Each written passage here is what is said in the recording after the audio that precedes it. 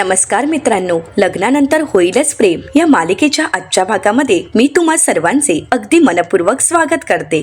आजच्या भागामध्ये आपल्याला पाहायला मिळतं पिहू मोबाईल पाहत असते आणि त्याचवेळी मोबाईलमध्ये पाहिलेली आता व्हायरल रील्स पाहून इकडे पिहूला मात्र चांगलाच धक्का बसतो आणि त्याखाली आलेल्या घाणेरड्या कमेंट्स। पिहू म्हणते जीवा दादा, तर जीवा पिहूला विचारतो काय झालंय पिहू, तर पिहू म्हणते की दादा 16 डिसेंबरचा व्हिडिओ व्हायरल झाला आहे। आता हे ऐकल्यानंतर जीवाला धक्काच बसतो। जीवा पिहूचा मोबाईल घेतो आणि सगळ्या कमेंट्स पाहतो, तेव्हा मात्र त्या घाणेरड्या कमेंट्स पाहून जीवाच्या पायाखालची जमीनच सरकते। यामध्ये नंदिनी, जीवा, काव्या या सगळ्यांनाच खूप वाईट अशा कमेंट्स आलेल्या असतात। देशमुखांची पोरं खूपच पोचलेली निघाली, एकीशी लग्न तर दुसरीचा वापर, काव्या, असं खूप काही काव्याबद्दलही वाईट बोललं जातं आणि हे सगळं काही पाहत असताना जीवाला त्रास होत असतो। मानिनीताई जीवाच्या हातून मोबाईल काढून घेतात आणि म्हणू लागतात जीवा, अरे या सगळ्यामुळे तुला त्रास होईल। जीवा म्हणतो आई अगं माझं सोडून दे, परंतु हे ज्यावेळी नंदिनी, काव्या किंवा दादा पाहतील तेव्हा त्यांना किती त्रास होईल, ते हा त्रास सहन करू शकतील का? आणि पिहू हा व्हिडिओ व्हायरलच कसा झाला? पिहू म्हणते मला खरंच याबद्दल काहीच माहीत नाही। तर मानिनीताई जीवाला म्हणतात जीवा तू शांत हो आणि पिहू तुला ट्युशनला जायला उशीर होतोय ना, मग जा बाळा तू ट्युशनला निघून जा, असं म्हणत आता मानिनीताई पिहूला ट्युशनला पाठवून देतात। तर त्यानंतर जीवा म्हणू लागतो आई अगं हे काय चालू आहे? तर त्याचवेळी तिथे रम्या आणि वसू आत्या आलेली असतात। आता वसू आत्या हसत असतात, तर रम्या वसू आत्यांना म्हणते आई अगं तू याच धमाक्याबद्दल बोलत होतीस का? म्हणजे हा व्हिडिओ तूच व्हायरल केलायस का?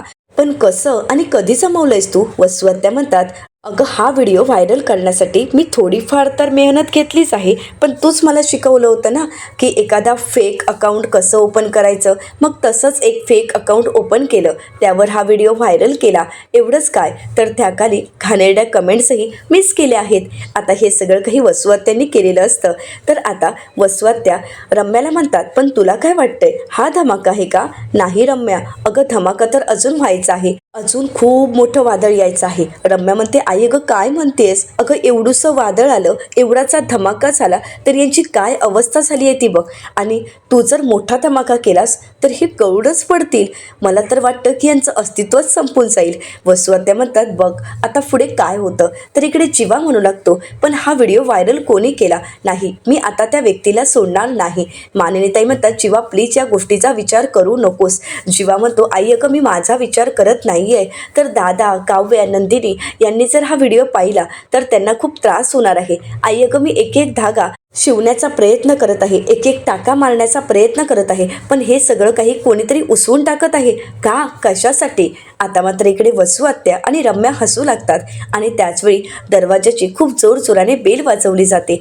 तर आता इकडे मानिनीताई जीवाला म्हणू लागतात जीवा अरे कोण असेल? जीवा म्हणतो थांब मी बघतो, परंतु जीवाच्या अगोदर पार्थच दरवाजा उघडतो आणि आता सर्व मीडियाची माणसं देशमुखांच्या घरी पोहोचलेली असतात। पार्थ म्हणतो हे काय आहे, परंतु ते काही न बोलता सरळ देशमुखांच्या घरात येतात। तर पार्थ म्हणतो काय चाललंय हे आणि तुमचं काय काम आहे? तर ते आता पार्थला म्हणतात तुम्हीच आहात का पार्थ देशमुख? पार्थ म्हणतो हो। तर ते आता पार्थला प्रश्न विचारत म्हणतात पार्थ देशमुख, तुमचे भाऊ जीवा देशमुख यांचं तुमच्या बायकोसोबत अफेअर होतं, याबद्दल तुम्हाला काय बोलायचं आहे? त्यांच्या अफेअरबद्दल तुम्हाला माहीत असतानाही तुम्ही शांत राहिलात का? आणि एवढं सगळं घडूनही तुम्ही एकाच छताखाली राहत आहात का? म्हणजे तुम्ही एखाद्या मुलीचं आयुष्य उद्ध्वस्त केलं आहे असं समजायचं का? तुमचा भाऊ तुमचा विश्वासघात करत होता आणि हे समजल्यानंतरही तुम्ही मात्र तुमच्या भावासोबतच राहतात, हे कसं शक्य आहे? तुमच्या भावाचं आणि तुमच्या बायकोचं लग्नानंतरही अफेअर असं चालू होतं का? तुमच्या डोळ्या देखत हे सगळं काही घडत असताना तुम्ही शांत कसे काय बसलात? आता मात्र हे सगळ्यांच्या प्रश्नाने पार्थ पूर्णपणे कोलमडून गेलेला असतो, परंतु पार्थवर झालेले आरोप जीवाला सहन होत नाही आणि जीवा मोठ्याने चिडतो आणि म्हणतो काय चाललंय तुमचं हे? वाटेल ते आरोप करू नका, वाटेल ते बोलू नका, बंद करा हा तमाशा। परंतु सर्व मीडियाची माणसं आता जीवाला प्रश्न विचारण्यासाठी जीवाच्या समोर येऊन उभे असतात। तर दुसरीकडे पाहायला मिळतं मोहितेंच्या घरी सुद्धा महिला वर्गांचा मोर्चा आलेला असतो। महिला संघटनेच्या महिला आता मोहितेंच्या घरी पोहोचलेल्या असतात। आता काव्या त्यांना पाहते आणि काव्याला धक्काच बसतो. तर त्या घोषणा देत म्हणतात, देर वहिनी हाय हाय, आम्ही संस्कृती रक्षक समितीच्या सोबत आहोत. अशा वेगवेगळ्या घोषणा देत आता काव्याच्या अंगावर धावून जात असतात. काव्य त्यांना थांबवण्याचा प्रयत्न करत असते आणि म्हणू लागते, काय चाललंय, तुम्ही हे काय बोलताय, प्लीज थांबा, प्लीज शांत व्हा. परंतु महिला संघटनेच्या महिला एवढ्या चिडलेल्या असतात की काव्याचं काही बोलणं ऐकून घ्यायला ते तयारही नसतात. आता काव्या आपल्या आईला आवाज देऊ लागते. तर महिला संघटनेच्या महिला आता काव्याचे हात पकडतात. काव्यामध्ये काय चाललंय हे, आणि तुम्ही कोण आहात, आणि परवानगी न घेता तुम्ही घरात कसे काय येऊ शकता, असं म्हणत काव्या त्यांना जाब विचारते. तर महिला संघटनेच्या महिला काव्याला म्हणतात, काय काही लग्नानंतरही तुझे दिरासोबत चाळे चालूच होते. अगं तुझ्यासारख्या पदर सैल करून सोडणाऱ्या बाईमुळे या सुसंस्कृत घराण्यातील आमच्यासारख्या बायका बदनाम होतात. तर आता शारदाताई त्यांना म्हणतात, अहो तुम्ही हे काय बोलताय आणि कशासाठी, तुम्ही नक्की काय घडलंय हे जाणून तरी घेतलंय का. परंतु आता कोणीही काही ऐकून घेण्याच्या मनस्थितीत नसतं. तर दुसऱ्या ताई म्हणू लागतात, सभ्य संस्कृतीला काळिंबा फासणाऱ्या या मुलीसोबत तुम्ही का बोलत बसलाय ग. हिच्या अगोदर तोंडाला काळं फासा, हिचं तोंड काळं करा, कारण हिने समाजात लाज आणली आहे, लाज. असं म्हणत सर्वच काव्याला दोष देऊ लागतात. काव्याला नको नको ते बोलू लागतात. परंतु हे सगळं काही आता काव्याच्या सहन करण्याच्या पलीकडे झालेलं असतं. काव्या त्यांना थांबवण्याचा समजावण्याचा प्रयत्न करत असते, पण कोणीही काही ऐकून न घेता आता काव्याच्या तोंडाला काळं फासण्यासाठी धावून पुढे येतात. आता काव्या त्यांना थांबवते आणि म्हणू लागते, एक मिनिट, एकीनेही पुढे यायचं नाही. तुम्हाला कोणीतरी चुकीची बातमी दिली आणि इथे येऊन तुम्ही तमाशा करत आहात, आणि या सगळ्या गोष्टी माझ्या पर्सनल आयुष्याच्या आहेत. मग माझ्या पर्सनल आयुष्यात असं ढवळाढवळ करायचा किंवा माझ्या पर्सनल आयुष्यात जाब विचारण्याचा अधिकार तुम्हाला कोणी दिला आहे, आणि तुम्हाला मिळालेली बातमी खोटी आहे त्याची शहानिशा न करता तुम्ही इथे येऊन माझ्या अंगावर धावून येत आहात. तर महिला वर्गाच्या ताई आता काव्याला म्हणू लागतात, एक गोष्ट लक्षात ठेवायची, अधिकाराची भाषा तू नाही करायची. अगं आईबापाच्या समोर असे नको ते चाळे करत असताना लाज नाही का वाटली. अगं तुझ्यासारख्या मुली कितीही चांगल्या घटना घडल्या तरी तुम्ही तुमच्या सोयीनुसार त्या वाक्याचा अर्थ काढत असता. आता मात्र काव्यामध्ये, एक मिनिट, मी कुठला चुकीचा अर्थ काढला नाही किंवा तुम्हाला इतर काही बोलले नाही. तर दुसऱ्या ताई काव्याला म्हणतात, यांना तर असंच सगळं माहीत असतं, म्हणजे यारासोबत मजाही करायची, त्याला मिठीही मारायची आणि नवऱ्याच्या पैशावर मज्जाही मारायची. आता ही वाक्य ऐकल्यानंतर काव्याचा संताप होतो. काव्यामध्ये, तोंड सांभाळून बोला, तुम्ही माझ्यावर जे आरोप करताय ते चुकीचे आहेत आणि असे खोटे आरोप मी सहन करणार नाही. तर दुसऱ्या ताई काव्याला म्हणतात, आपल्याला स्पेस हवं असं या सांगतात आणि त्यानंतर या स्पेसच्या नावाखाली अख्ख्या समाजाला काळिंबा फासतात. अख्खा समाज बाटवला यांनी, असं म्हणत आता ते काव्यावर खूप आरोप करू लागतात. काव्याच्या चारित्र्यावर चिंतोडे उडवू लागतात. आता मात्र दुसऱ्या ताई म्हणतात, नाही, आता आपण थांबायचं नाही, कारण आता जर आपण थांबलो ना तर उद्या आपल्याही मुली अशाच करतील, हिच्याच पावलावर पाऊल ठेवून या समाजात अजून काळिंबा फासतील. परंतु आता तसं होऊ द्यायचं नाही, हिला आता धडा शिकवावाच लागेल.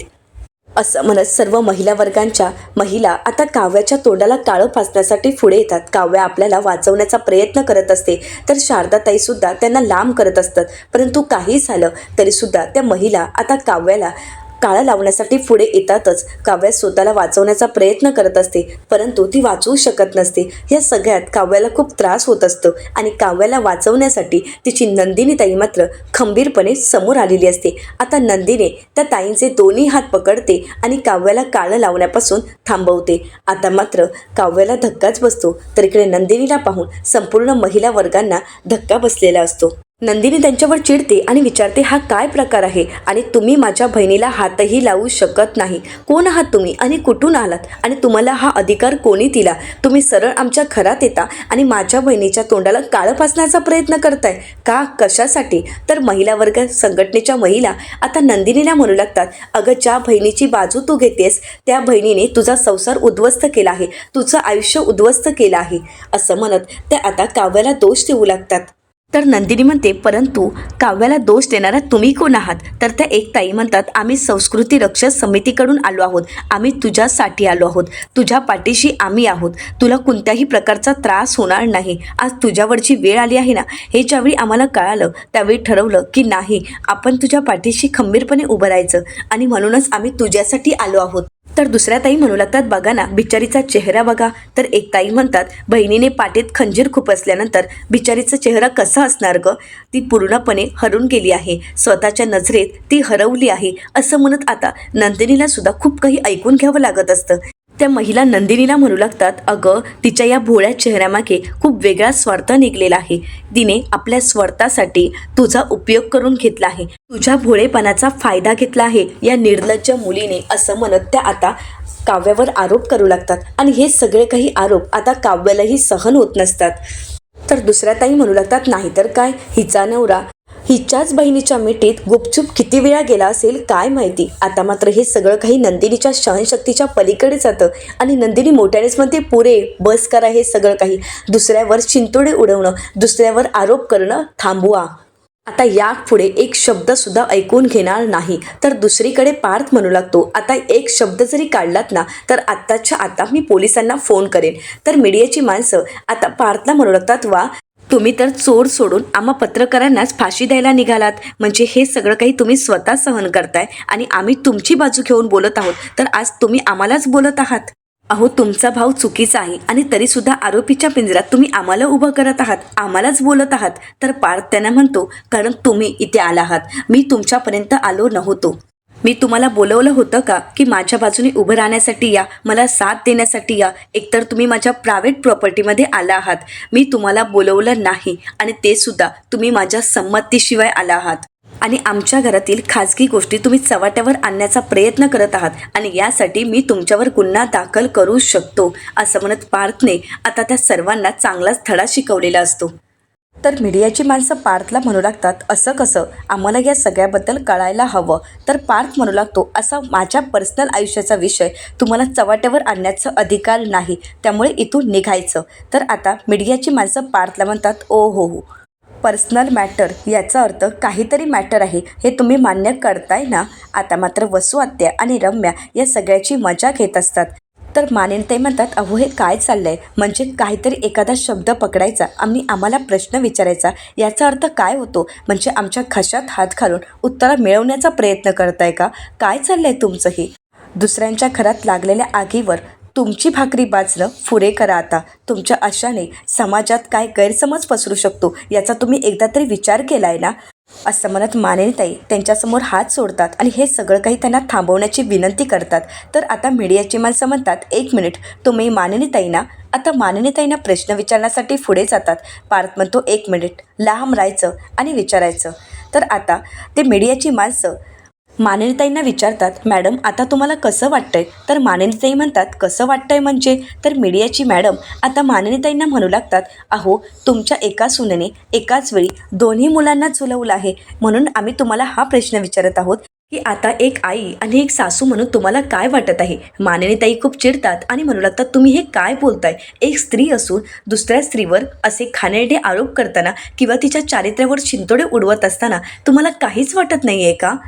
आता मीडियाच्या मॅडम आता मानिनीताईंना म्हणू लागतात, अहो तुमच्या मुलाला आणि सुनेला लफडं करताना लाज नाही का वाटली, आणि आम्हाला तुम्ही म्हणताय तुम्हाला लाज नाही का वाटत, मग त्या लफड्याबद्दल आम्हाला विचारताना आम्हाला का लाज वाटेल. आता मात्र इकडे पार्थला खूप राग आलेला असतो. पार्थ खूप चिडतो आणि म्हणतो, गप्पा बसा, हे सगळं काही थांबवा, तुम्ही जे काही करत आहात ते चुकीचं आहे. आता पार्थचा तो चढलेला आवाज पाहून सर्वजण घाबरून गेलेले असतात. तर दुसरीकडे पाहायला मिळतं, नंदिनी त्या सर्व महिला वर्गांना म्हणू लागते, आत्ताच्या आता निघायचं इथून, मी कोणालाही माझ्या मदतीला इथे बोलावलं नाही. तर त्या मॅडम म्हणू लागतात, अहो आम्ही तुमच्या मदतीला आलोय आणि तुम्ही आम्हालाच बोलत आहात. तर नंदिनी म्हणते, मी तुम्हाला कोणालाही माझ्या मदतीला बोलावलं नाही, कारण मी कोणी बिचारी, मी कोणी अबला किंवा नवऱ्याने टाकलेली बाई नाही की तुमच्यासारख्या लोकांची मला मदत घ्यायची वेळ येईल. मी कोणालाही मदतीला बोलावलं नाही आणि तुम्ही कोणी इथे यायची गरज नाही. आणि हा प्रश्न आमच्या कुटुंबाचा आहे, आम्हा बहिणींचा आहे. तर एक गोष्ट लक्षात ठेवा, माझ्या बहिणीच्या भूतकाळासहित मी तिला स्वीकारलं आहे. माझ्या बहिणीने माझ्या कुठल्याही प्रकारचा गैरफायदा घेतला नाही, तिने कुठल्याही प्रकारचा माझ्या पाठीत खंबीर खुपसला नाही. माझं कुटुंब माझ्या पाठीशी खंबीरपणे उभं आहे आणि मी माझ्या बहिणीच्या पाठीशी. आता हे ऐकताच काव्याला अश्रू अनावर होतात. काव्या ताईला आवाज देत म्हणते, ताई तर दुसरीकडे पाहायला मिळतं पार्थ जीवाची बाजू घेतो आणि मीडियाच्या माणसांना सडेतून उत्तर देत म्हणतो, हो, मी माझ्या भावाच्या पाठीशी खंबीरपणे उभा आहे. जे काही झालं त्यात त्याची काही चूक नव्हती आणि तो अपराधी नाही, तर तो फक्त त्याचा भूतकाळ होता. त्यामुळे त्याच्या भूतकाळाबद्दल बोलण्याचा अधिकार कोणालाच नाहीये. तर मीडियाच्या मॅडम आता पार्थला म्हणतात, अरे वा, म्हणजे एवढं सगळं होऊ नये तुम्ही तुमच्या भावाचीच बाजू घेत आहात, म्हणजे एवढं सगळं होऊ नये तुम्ही तुमच्या भावाच्या बाजूने आहात. तर पार्थ म्हणतो, हो, कारण एक गोष्ट लक्षात ठेवायची, आम्ही कायम एकत्र आहोत आणि माझ्या भावाचा तो भूतकाळ होता, भविष्य नाही किंवा वर्तमान नाही. मला एक सांगा, उदाहरण द्यायचं झालं, जर तुम्हाला एखाद्या मोठ्या पगाराची नोकरी मिळाली आणि तुम्हाला 7वीत शिकवत असणारे शिक्षक तिथे अचानक आलेत आणि म्हणालेत की या 7वीत 2 विषयात नपास झाले आहेत, मग त्या कामावर ज्या माणसाने तुम्हाला ठेवलं आहे त्यांनी तुम्हाला कामावर ठेवायचं की काढून टाकायचं हा सर्वस्वी त्याचा निर्णय असतो, हो की नाही? मग एक आयुष्यात संधी द्यायची की नाही ह्या त्या व्यक्तीने ठरवायची असते आणि मी माझ्या भावाला एक संधी दिली आहे. आता हे ऐकताच मानिनीताई अभिमानानेच पार्थकडे पाहू लागतात.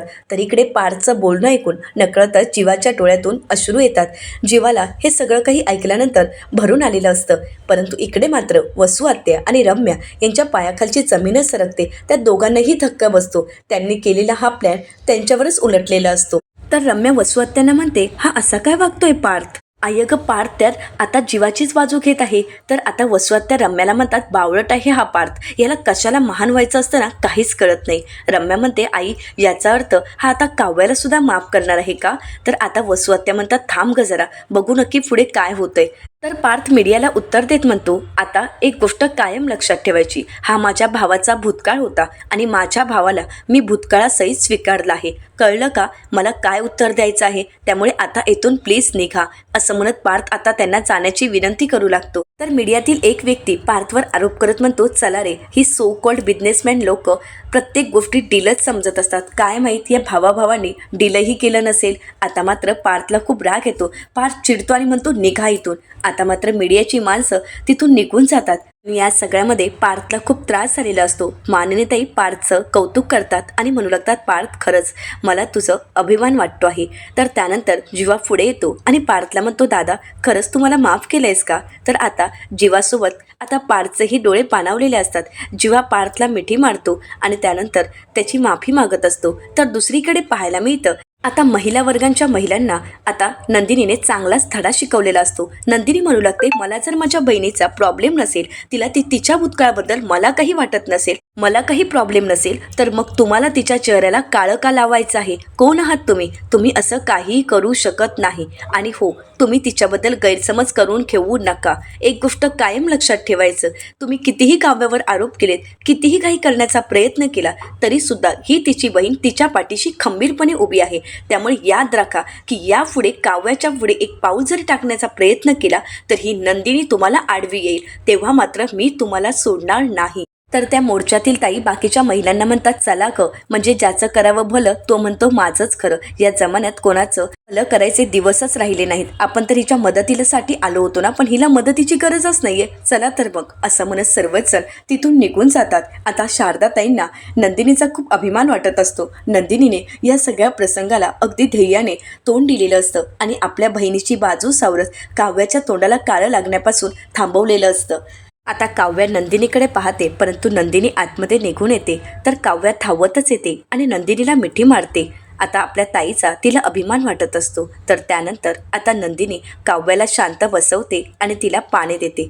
तर दुसरीकडे पाहायला मिळतं आता जीवाला सुद्धा आपल्या भावाचा म्हणजे पार्थचा अभिमान वाटत असतो. जीवा पार्थला म्हणू लागतो, दादा, मला वाटलं होतं की तू आयुष्यात ही गोष्ट विसरणार नाही, परंतु खरंच आज तू तुझ्या मनाचा मोठेपणा दाखवलायस. आज तू मला माफ केलंयस आणि तू हे सिद्ध करून दाखवलंयस की तू माझा पार्थ दादा आहेस, जो सदैव माझ्या पाठीशी खंबीरपणे उभा असतो. आता हे सगळं ऐकल्यानंतर वसू आत्या आणि रम्या यांचा चेहराच पडलेला असतो.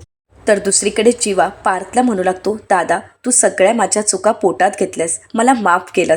या सगळ्यावर तू माझ्यावर खरंच खूप मोठे उपकार केलेस आणि तुझे हे उपकार मी कधीच विसरणार नाही. थँक्यू सो मच दादा.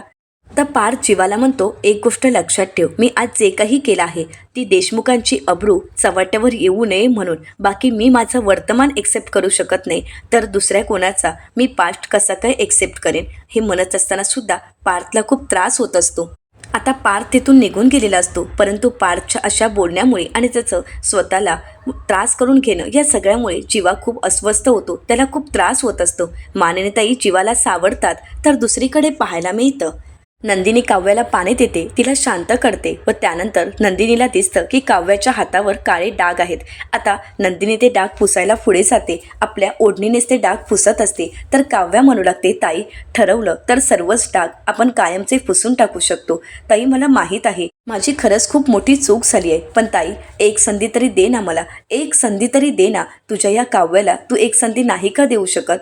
ताई, अगं आज तू जे काही बोललीस ते सगळं काही त्या महिला पाठी जाव्यात म्हणून, त्या मागे जाव्यात म्हणून, परंतु एका क्षणाला मला वाटलं की माझी नंदिनी ताई मला परत मिळाली आहे. माझी नंदिनी ताई जी माझ्या प्रत्येक चुका पोटात घालायची, प्रत्येक चुका तिने आत्तापर्यंत माझ्या माफ केल्या आहेत. मग ताई, ही चूक तू माझी का नाही माफ करत आहेस? या सगळ्यातून आपल्या सगळ्यांनाच त्रास होतोय, परंतु ताई, तू स्वतःला सावर आणि प्लीज हे सगळं काही विसरून जा ना. ताई, तू माझ्यावर रागवली आहेस ना? तर आता नंदिनी काव्याला म्हणू लागते, नाही ग काव्या, मी रागवली आहे तर स्वतःवरच. मला स्वतःचाच राग येत आहे. या सगळ्यामध्ये मी स्वतःला माफही करू शकत नाही आहे आणि स्वतःची माफीही मागू शकत नाही आहे. मी काय करू मला काहीच कळत नाही आहे. या सगळ्यामध्ये मी खरंच कोलमडून गेली आहे ग. मी फक्त आता आतल्या आत जळत राहू शकते. काव्या, अगं, आज तुझ्या तोंडाला कोणी काळं फासायला आलं तर मी येणारच ना ग समोर, कारण अगोदरच माझ्यामुळेच तुझ्या तोंडाला काळं फासलं गेलं आहे ग. हे सगळं काही माझ्याचमुळे घडलं आहे ग, आणि म्हणूनच मला पुढे यावंच लागतंय. वाईट या गोष्टीचं वाटतंय की मी तुझ्या सुखाला काळं फासलं आहे. तर आता काव्या म्हणू लागते, नाही, असं काही नाही ताई, असं तू काही केलं नाहीस. तर नंदिनी म्हणते, असंच आहे. मी तुझ्या आयुष्यात जे काळं फसलं आहे त्याचा रंग कशाने जाईल मला काहीच कळत नाही आहे. माझ्यामुळे तुझी स्वप्न तिथेच संपली, माझ्यामुळे तू तुझ्या प्रेमाचा त्याग केलास आणि हे सगळं काही माझ्यामुळे घडलं आहे. पण या सगळ्यावर मी काय करू मला काहीच कळत नाही. असं म्हणत नंदिनी तिथून निघून जाते. काव्या तिला थांबवण्याचा प्रयत्न करते, परंतु नंदिनी न थांबता तिथून निघून जाते. परंतु घडलेल्या प्रसंगामुळे मानिनीताई पूर्णपणे खचून गेलेल्या असतात. तर त्याचवेळी तिथे आशाताई येतात आणि विचारतात, वहिनी, आज जेवण काय करू? तर आता मानिनीताई म्हणू लागतात, मुलींना विचार ना. आता नकळतच त्यांनी काव्या आणि नंदिनी यांची आठवण काढलेली असते. काव्या नंदिनी खरी नसतात आणि हे सगळं काही मानिनीताईंना सहनही होत नसतं. आपल्या मुली आपल्यासोबत नाही आहेत. हसतं खेळतं घर क्षणार्धात आता पूर्णपणे कोलमडून गेलेलं असतं आणि या सगळ्यामुळे मानिनीताईंची अवस्था खूप बेकार झालेली असते. त्यांना खूप त्रास होत असतो. तर आशा म्हणू लागते, मला माहीत आहे तुम्हाला त्यांची आठवण येते ना, मला सुद्धा खूप आठवण येते. नंदिनीताई, काव्याताई, त्यांना या घराची आणि मला त्यांची खूप सवय झाली होती, पण आज त्या घरात नाहीत तर मला सुद्धा खूप त्रास होतोय. मला सुद्धा त्यांची खूप आठवण येते आहे, पण या घराला कोणाची नजर लागली काहीच कळत नाही. तर मानिनीताई म्हणू लागतात, देवालाच माहीत की या घराला नक्की कोणाची नजर लागली आणि म्हणून हे दिवस आपल्याला पाहावे लागत आहेत. या सगळ्यात काही म्हणा, परंतु डिसेंबर हा महिना देशमुखांसाठी काही ना काही संकट घेऊनच येतो आणि हे पुन्हा एकदा सिद्ध झालं आहे. गुरुजींनी संकेत दिला होता, पण या संकेतांचा अर्थ काय होता ते कळालंच नाही. परंतु या सगळ्यामध्ये मुलांच्या आयुष्याला एक वेगळंच वळण मिळालं आहे. हे सगळं कधी नीट होणार काहीच कळत नाही आहे. पण या सगळ्या विचाराने मात्र पूर्णपणे कोलमडून जायला झाला आहे. तर आशाताई म्हणू लागतात, वहिनी, तो 16 डिसेंबरचा व्हिडिओ तर आता मानिनीताई म्हणतात, नको आशा, तो पुन्हा विषयच नको. या सगळ्यामुळे खरंच खूप त्रास होतोय. जे घडलंय ते आठवून सुद्धा एवढा त्रास होतोय. मग तो व्हिडिओ पुन्हा पाहून मला अजून त्रास करून नाही घ्यायचा आहे. तू एक काम करशील का? तू कांद्याचं पिठलं बनव आणि भात लावूयात. मी एक काम करते, देवाला दिवा लावून येते. तर आशाताई म्हणतात, परंतु वहिनी, मला एक कळालं नाही की हे फोटो आलेत कुठून आणि कोणी आणलेत? तर मानिनीताई म्हणू लागतात, अगं पिहू, नंदिनी, पार्थनेच हे सगळं काही मॅनेज केलं होतं. तर आशाताई म्हणतात, हो, पण ते चांगले फोटो होते. पण अचानकच पार्थदादा आणि नंदिनी या सगळ्यांनी जे काही मॅनेज फोटो केले होते ते फोटो न दिसता जीवादादा आणि काव्याताई यांचे फोटो दिसू लागलेत. हे कसं काही शक्य आहे? तर मानिनीताई म्हणतात, हो, बरोबर आहे तुझं. आणि आता त्यांना ते सर्व फोटो आठवू लागतात. ते सर्व दृश्य मानिनीताईंच्या समोर असतात. आता मानिनीताई सुद्धा या गोष्टीचा विचार करू लागतात. त्यांनाही कळत नसतं की हे फोटो नक्की आलेत कुठून. तर दुसरीकडे जीवासुद्धा या सगळ्यांनी कोलमडून गेलेला असतो. जीवाला ते प्रत्येक क्षण आठवत असतात. जीवाला या सगळ्या क्षणांची आठवण होतात. त्यालाही खूप त्रास होत असतो. आपल्या दादाला झालेला त्रास त्यालाही सहन होत नसतं. पार्थचं बोलणं त्याला आठवत असतं.